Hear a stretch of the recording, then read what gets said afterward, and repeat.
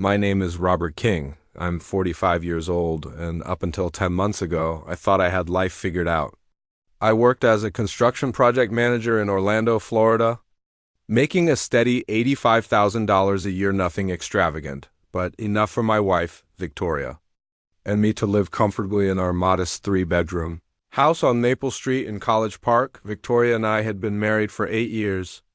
She was beautiful, ambitious, and came from old Florida money, the kind of wealth that builds country clubs and gated communities. Her family, the Wilsons, never hid their belief that I wasn't good enough for their daughter. They made that painfully clear when they insisted I sign a prenuptial agreement before our wedding in December 2016. It's just to protect the family assets, her father, Charles Wilson, had said in his lawyer's office. Nothing personal, Robert. Just business. I signed it without thinking too hard. Love makes you do stupid things, and I was completely in love with Victoria. The prenup seemed simple anyway. What was hers stayed hers, what was mine stayed mine, and anything we acquired together during the marriage would be considered marital property. Straightforward enough. For 8 years, our marriage was solid. We weren't rich, but we were happy. Victoria worked part-time at an art gallery, more for passion than income, and made around $26,000 a year. We talked about having kids, maybe upgrading to a bigger home someday. Just normal couple stuff. Then, one Tuesday morning in October 2024, everything changed. Victoria had been playing the same lottery numbers for years, a mix of family, birthdays, and anniversaries.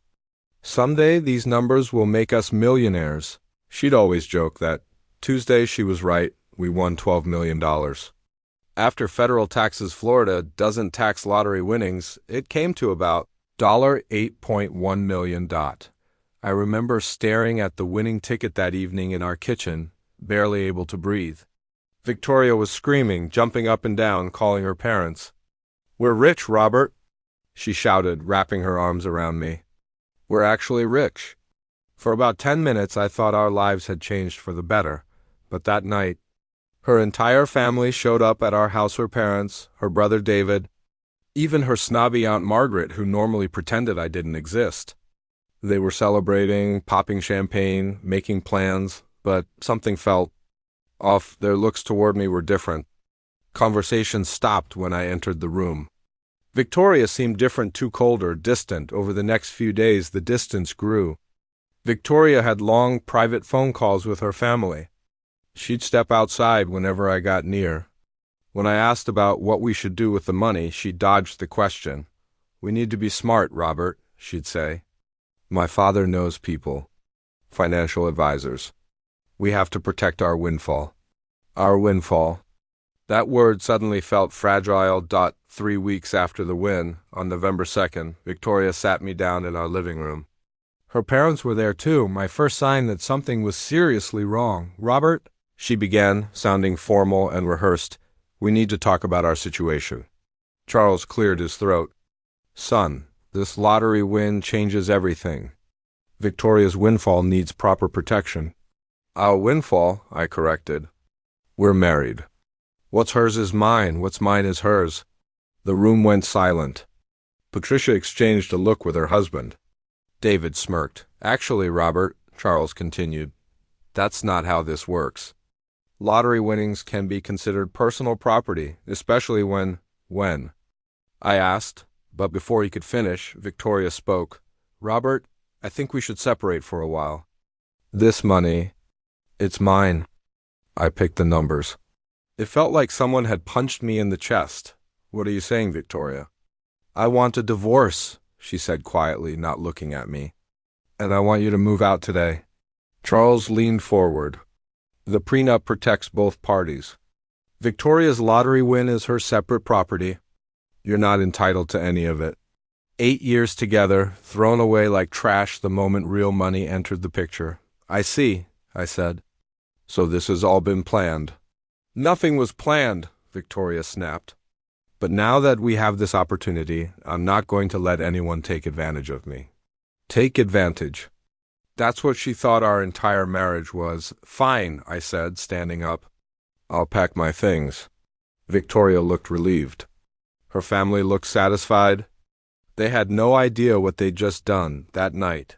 I checked into an extended stay America on International Drive, paying $115 a night. But instead of drowning in self-pity, I did something they didn't expect. I called a lawyer, not just any lawyer, James Hayes, one of the best divorce attorneys in Central Florida.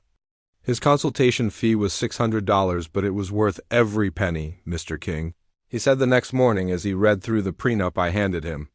Tell me about this agreement. He flipped through the pages, his expression sharpening with interest. This is fascinating, he said at last. Your in-law's attorney was very thorough. Almost too thorough. What do you mean? I asked. He pointed to a clause on page 3. Section 4.2 specifically says that any assets, prizes, or winnings acquired during the marriage are considered marital property and subject to equitable distribution in a divorce. But they said lottery winnings are personal property. In Florida, lottery tickets purchased during the marriage with marital funds are marital property. And even if Victoria used her own money, this prenup overrides that protection. Then he smiled. Mr. King, your in-laws just handed you the keys to the kingdom. A cold calm settled inside me. So I'm entitled to half? Potentially, yes, Hayes said. But we need to be strategic. They're going to fight this hard, Hayes warned me. And they have resources. My retainer is $18,000. It was a gut punch. But I paid it. I put part of it on my credit card and borrowed the rest against my 401k. It turned out to be the best investment I ever made. Over the next 2 weeks, Victoria and her family made their intentions brutally clear. They hired the most expensive divorce attorney in Orlando, a shark named Bradley Morrison, known for defending wealthy clients who didn't want to part with a dime. His hourly rate was $950. Morrison immediately started sending me threatening letters, demanding I give up any claim to the lottery winnings. He argued that because Victoria chose the numbers and bought the ticket, the money was her separate property prenup or not. They completely underestimated me. They looked at me and saw a working-class guy who'd fold under pressure and take whatever crumbs they offered. They were wrong. Hayes and I worked tirelessly through November and December. We documented everything the day the ticket was purchased, which account the money came from.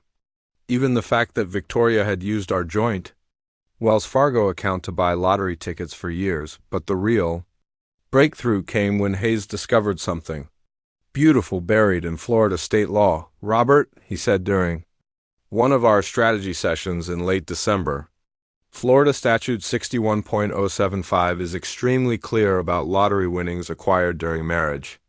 Unless there's a specific agreement saying otherwise, they're marital assets. But didn't the prenup exclude them? I asked. Hayes grinned like he'd just won the Super Bowl. That's the ironic part. The prenup your in-laws forced you to sign actually strengthens your claim. They specifically included language stating that any prizes or winnings acquired during the marriage are marital property.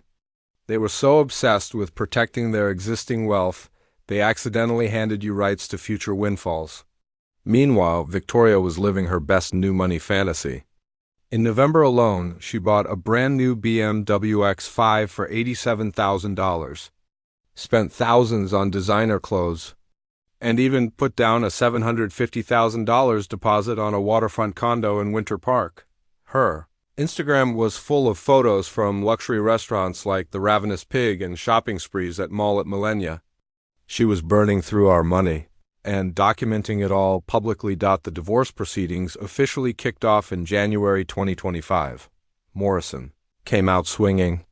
He filed motions trying to dismiss my claims, painting me as a gold digger looking to exploit a loophole.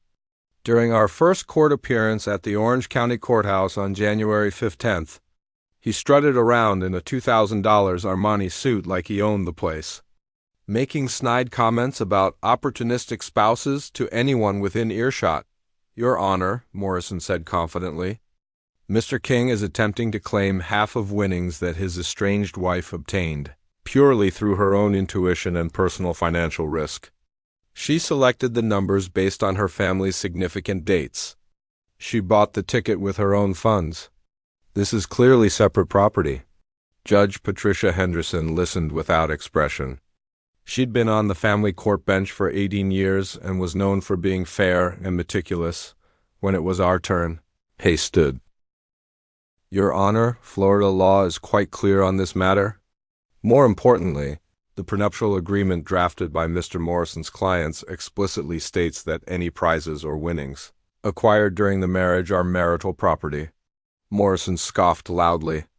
That clause was intended for small winnings casino payouts, raffle prizes, not a $12 million jackpot. Hayes didn't flinch. The document says any prizes or winnings, Your Honor. There's no limit mentioned. Judge Henderson asked for all documents and adjourned the hearing for 2 weeks to review everything. Victoria was furious. I heard from mutual friends that she'd been screaming at her parents, blaming them for the prenup's wording. The Wilson family was starting to sweat. In early February, they tried to settle out of court. Charles Wilson actually called me something he'd never done in 8 years of marriage. Robert, let's be reasonable, he began. We'll offer you $1.2 million to walk away clean. That's more money than you've ever seen. I'll think about it, I said, though my mind was already made up.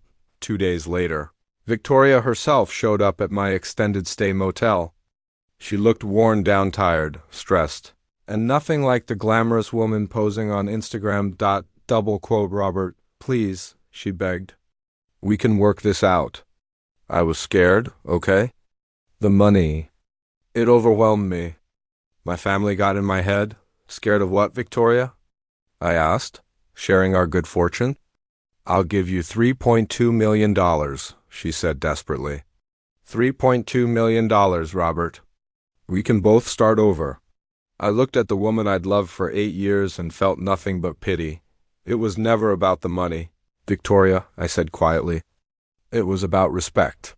She left in tears. I almost felt bad for her. The discovery phase in February, and March revealed just how badly they'd misplayed their hand. Hayes subpoenaed all of Victoria's financial records, proving she'd used our joint account to buy lottery tickets since 2019. It was a consistent pattern: marital funds for marital purchases. Worse, Morrison had advised her to freely spend the lottery money, mixing it with our marital finances. In legal terms, she'd commingled the asset, which destroyed their argument that it was separate. But the real fatal blow came when Hayes found something in the early filings. In Morrison's rush to file preliminary motions back in November, he had already acknowledged in writing that the lottery ticket was bought during the marriage with marital funds. Hayes almost couldn't contain his excitement. He just destroyed his own case, Hayes said, shaking his head. They handed this to us on a silver platter. Morrison was so used to bullying people into easy settlements that he'd gotten sloppy. The final hearing was set for April 18, 2025, and as the date approached, the Wilson family's desperation became unmistakable. They hired a private investigator to dig up dirt on me. They found nothing. I had lived a clean, quiet life. They even tried to claim I'd been emotionally abusive, hoping to reduce any settlement I might receive. Victoria gave a deposition describing me as controlling and manipulative. The problem? They had zero evidence, no police reports, no medical records, no witnesses. Nothing but lies. Hayes shredded their accusations with phone records, proving Victoria had been the one making nearly every major financial decision throughout our marriage. Bank statements showed I never restricted her access to money, and her own social media posts painted a picture of a woman living freely and happily for years. 3 days before the hearing, Morrison made one final settlement offer, $4.5 million. It's a good offer, Robert, Hayes said gently. Taking this to trial is always a risk, even with a strong case. I shook my head. This isn't about maximizing money, James. It's about justice. The night before court, I barely slept in my motel room. All I could think about was how this had begun, with a prenup designed to keep me away from their precious family money. The irony was poetic. Their greed and paranoia had become the weapon that would destroy them. Victoria's family had spent their whole lives looking down on people like me, working-class men who earned our living with sweat and integrity. They believed money made them superior. Tomorrow, they'd learn otherwise. April 18th arrived, gray and humid, classic Florida spring weather. I wore my best suit, a Navy Joseph A. Bang, the same one I'd worn to marry Victoria 8 years earlier. The symbolism wasn't lost on me. The Orange County Courthouse was packed. Word of the case had spread, and news crews from WESH2 and Fox 35 were camped outside. Construction worker fights for lottery millions had become a headline-worthy story.